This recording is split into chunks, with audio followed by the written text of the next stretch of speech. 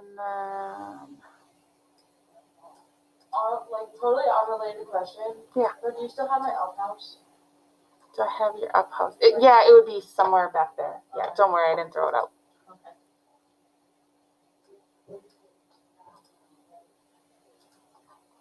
Mr. Davis, have Yeah. you looked at the summary again? I did. I have some notes for you on it.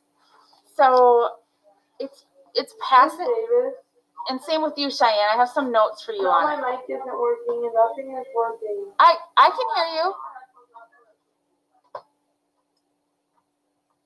I can hear you, kiddo. Can you hear me? Yeah, You can? yeah, we can hear you.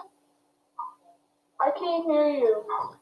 And nothing is working. Like you're frozen. Like I see you move your head like very slow, but that's what it is. Yeah, I can hear you. I don't know what. Okay, yeah, that sounds like a good idea. I don't know if you're talking to me or if I'm just like, I don't know what's going on. Okay. Did you find it? Okay. Okay, so we're gonna talk about how a bill becomes a law today. I guess I should wait until she comes back in, huh? I'm gonna go grab. I'll get a handout for you guys. Okay. Cheyenne, I'll be right back.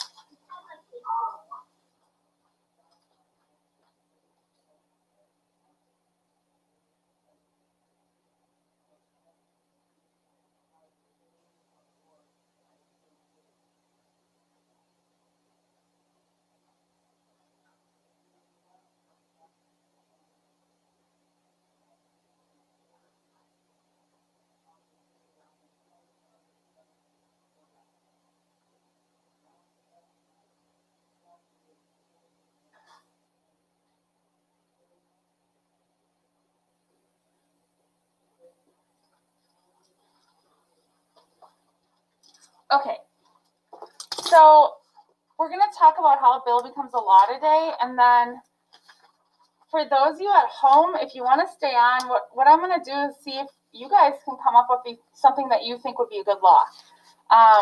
This is usually something we do as like a whole class activity, and I think it really helps students understand the process. But we'll see how that goes with you guys at home. I also have a handout I'm giving to the people in class, and then if you want a printed one, you can grab one next week. That would be fine. It's not in Schoology yet, it's not in Schoology yet, but it will be by the end of class. So, and it's just the process, which is what we're going to talk about today. This is like full written out. There's probably more information than you need, but it might be helpful as we go through it. It's not from the book. It's something I've used. The handout I have is not from the book. It's something I've used in the past when doing How a Bill Becomes a Law, because I think it does a really nice job of explaining all the different aspects of a bill becoming a law. So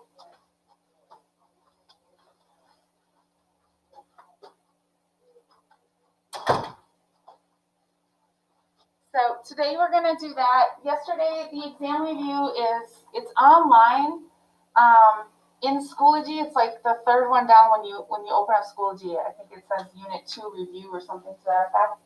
It's also in the slideshows for this week, so you just would have to click on it. Oops, not like that. But you can click on it and bring it up if you guys want. And then we're going to do today How a Bill Becomes a Law. Tomorrow we're going to do how people influence Congress, and we'll do an exam review. And then Thursday we're going to do, it's like I'll just say a book exam. It'll be more of your traditional multiple choice matching. You can use any notes that you have. If you're not ready to take it for the two of you in class, because I'm going to have the people that are in person come and take it on Monday instead of taking it. But we could do like Go Guardian, and then I could have you guys take it at home, like during the class time, and then I can see what's on your screen. So we can talk about it on Thursday to kind of see where everybody's Are we able at. to, like, if we, like, wrote our notes on this, like, and filled this out, like, Yep. would we be able to use this? Yep, so Alexis asked if you write your notes on the review sheets, which they look like this. Like I said, they're online, guys. You can use these, or if you type them in the computer, when you get to class, you can, like, I could print them out for you too. So if you Oh. prefer to type them, you can bring those and I'll just, share it with me and I can print them for you. Okay. So whichever is easier for you guys is fine with me. My reasoning behind letting students use notes is that if you take the time to write them, I don't believe that this is a class where memorization should have to be a thing. I'd rather you guys understand the process. And that's what there's a part 2 of the summative, and that's more about the process. And it's something we'll start working on probably next week together. It's the big summative for the end, but we're going to do little chunks at a time. Okay? So, but yeah, absolutely use this. If you can answer every question on here or define every word on here, you guys will be fine for the test. Because this is more the concept test than the process. Does that sound good? Does anybody have questions? Okay. So I'm going to, hopefully this will open. Yes. I'm going to point you to, there's a link in the slideshow, and it's going to bring you to something from your book. So remember, if you're using something from your book, you just have to have your book open. But it's actually pretty cool. It's a graphic that you guys can access, and this kind of walks you through what we're going to talk about today. So it's a nice place to look and refer to when you're talking about how a bill becomes a law. So there's lots of steps. I kind of outlined 10 steps we're going to go through today.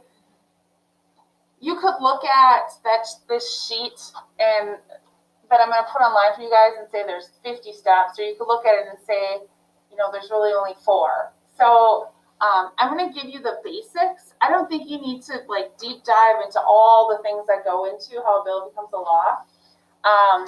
But I want you to understand the process, because that's the important part. So just a quick blurb on this.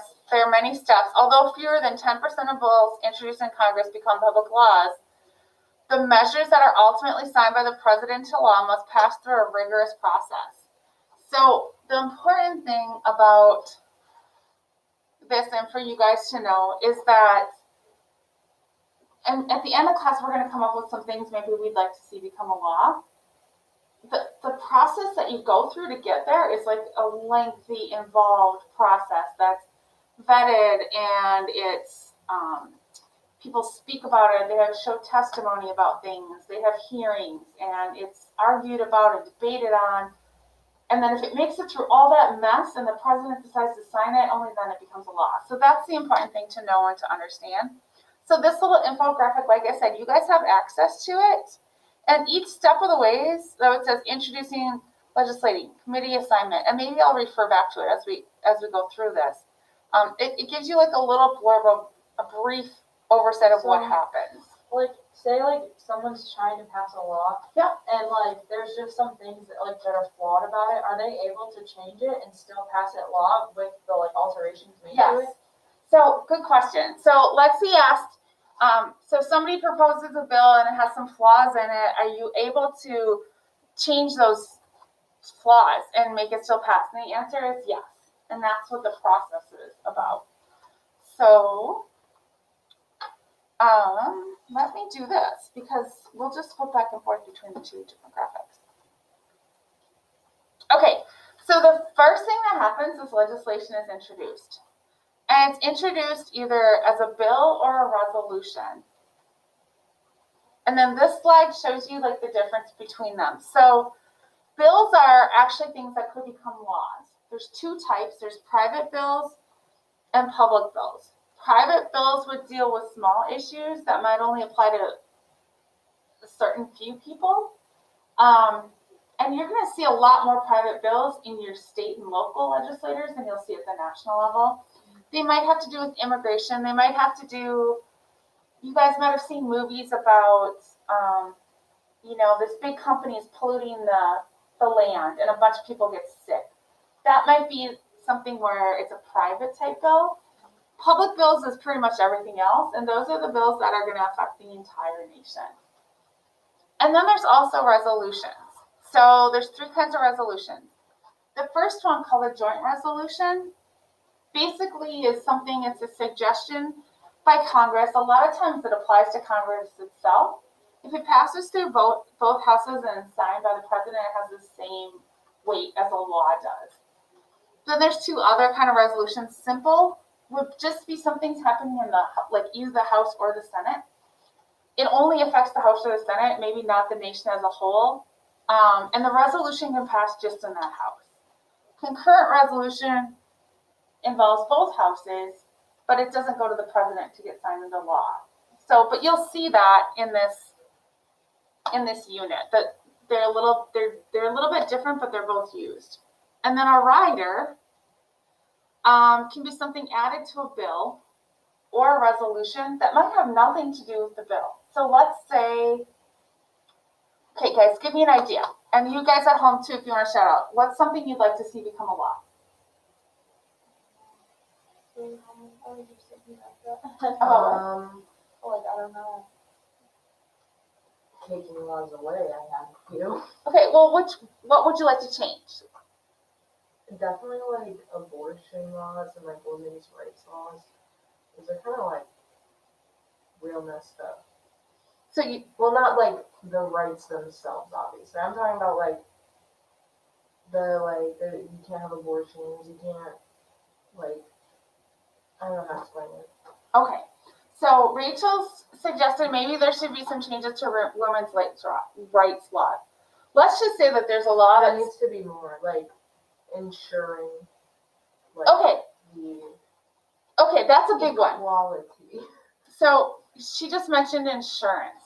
So, and that there's a whole big thing and it's much bigger than just one law. But let's say we just voted for everybody in the nation to have health insurance. That's a law. Now all of a sudden everybody has health insurance. And obviously this is something that's real and been talked about in Congress. But we live in Wisconsin, right? Once we know this bill's going to pass, so let's say this bill about health insurance goes through both houses and everybody's in agreement that everybody should have health insurance and we know that it's going to pass. So a senator from Wisconsin could say, hey, we need more money for milk production. So he puts a little rider in there and says, hey, I'm going to add this money to my state of Wisconsin because I know this law is going to pass and then it's going to be in there. And senators and legislators do this all the time, which I don't necessarily agree with. Oh, okay. Hey, who's here? I'm just checking to see who else joined us here.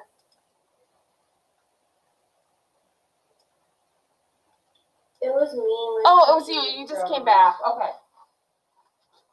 Okay, so that's what a rider is. It's something that's not necessarily having anything to do with the bill, but it comes back.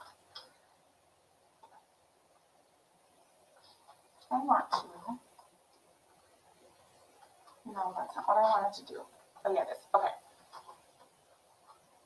So the next thing that happens, so this bill is introduced, and just something to add to that, and I don't know if I have it in here. Oh, yeah, I do. So the bill is introduced. It can be introduced either in the House or in the Senate, and then it's read and assigned a number. So a bill is introduced, it's read. If it's in the House, it's given HR and a number. If it's in the Senate, it's S and a number. And you can actually find these bills online. Like you can find all the bills that are in our Congress right now. The next thing it does is it's sent to a committee. This explains a little bit more in detail than I have in the slideshow that after a bill is read, sent to a committee, the committees are, and we talked about committees last week, committees are set up so that they take bills that they have some knowledge about. So the committee works on the bill and they try and make sure that the bill has the information in it that is going to be agreeable to the majority of Congress and that the president's going to sign. So committee assignment, that's where the real work is. And you might even have hearings where public people come in, other senators come in, other House members come in, political action committees come in, experts, doctors, lawyers come in and talk about why this bill should pass or what should be part of the bill. So that's the next part. Okay, flipping back just because I don't have this on the slideshow. The next thing it's done is put on a calendar. So basically, we talked about calendars a little bit last week. In the House, they have a multitude of calendars. In the Senate, they only have a couple calendars. But basically, putting it on a calendar just means that the bill is put somewhere so that it's going to go to the floor. And in this graphic, the bill starts in the House of Representatives. So once it gets out of committee, if a bill gets out of committee, a bill can die in committee and never leave committee. It might just die there, and people working in the committee say, it's not going to work, so we're not going to do it. If it makes it out of the committee and ends up on the floor, that would be the next thing. So there's floor action, meaning that the House or the Senate, wherever it goes first, is going to debate on it again. There might be hearings again. And finally, they'll come to a point where they vote on the bill. And basically, two things can happen. It can pass or it can fail. If it fails, it's just dead, and then it just stops there. If it passes, it goes to the Senate, where different House, same steps. Basically, the same steps happen again. So your graphic has, it goes from the House to the Senate. It's basically the same thing. Now, if it makes it through all that and it's passed,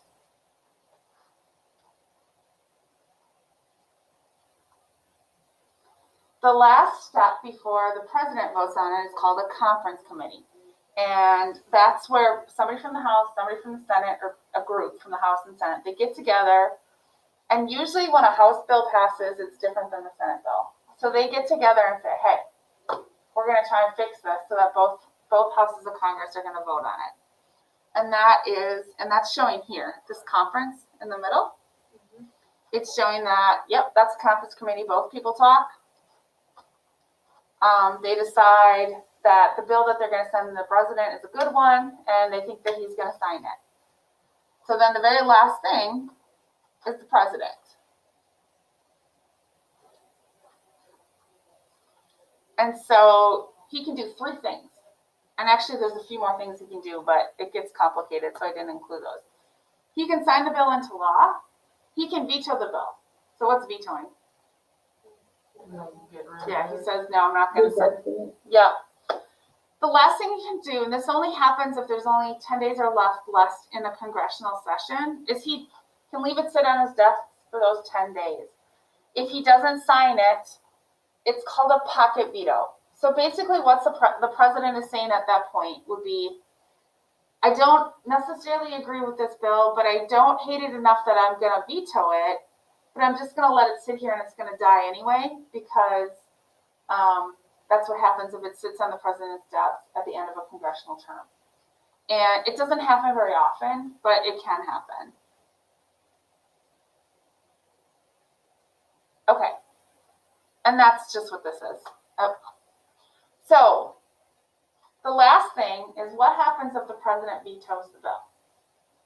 Do you guys know? So it can die. Oh, go ahead. They just stop it? Yep, Like, they won't do anything further with it? Yep, it can die.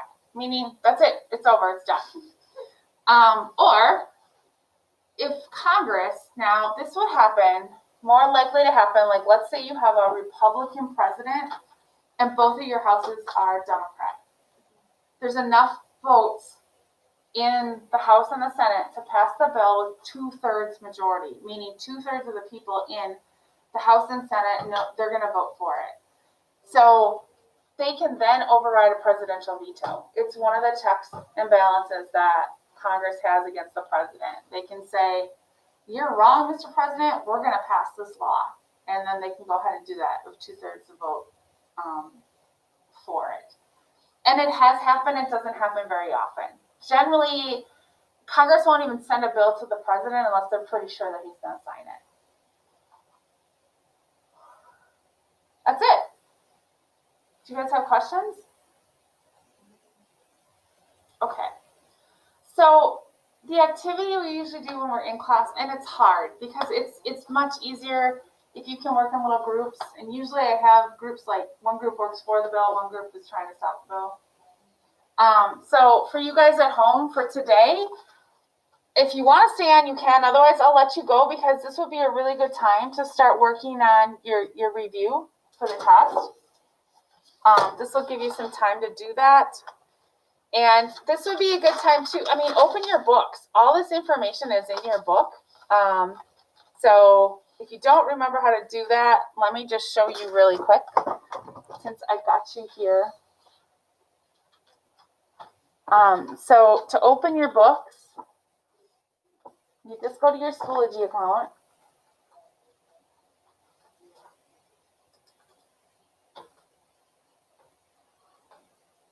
You go to your class, and then on the left-hand side here, there's this McGraw-Hill little tab. When you click on that, it's going to bring up, and it might look a little different on your end.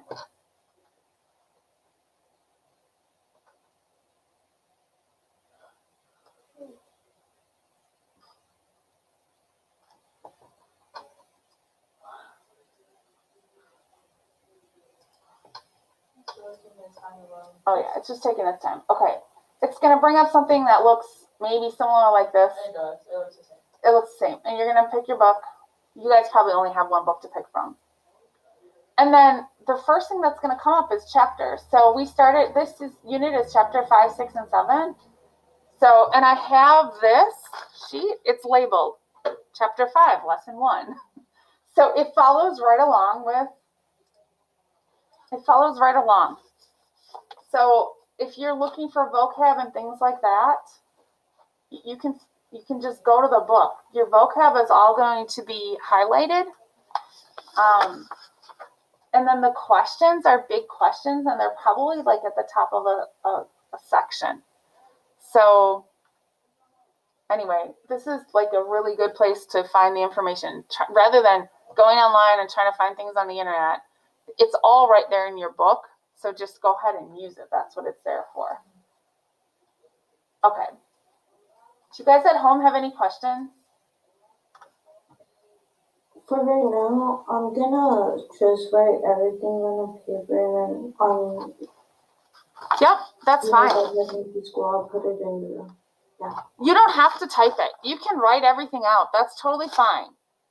So yeah, whatever is easier for you guys, this is for you. I will give you formative credit if you turn it in, but I'm also not going in. I think I mentioned this yesterday. If you don't have every question filled out, that's okay, because maybe you know that and you don't have to write it down. Like veto's on here. Maybe you don't need to write down what a veto is because you know what that is. So this is for you guys to be able to do a nice job on the test. So do as much or a little of it as you want to do. Does that sound good? Okay. Okay. All right. I'm going to stop sharing my screen. And then do you guys have any questions? No.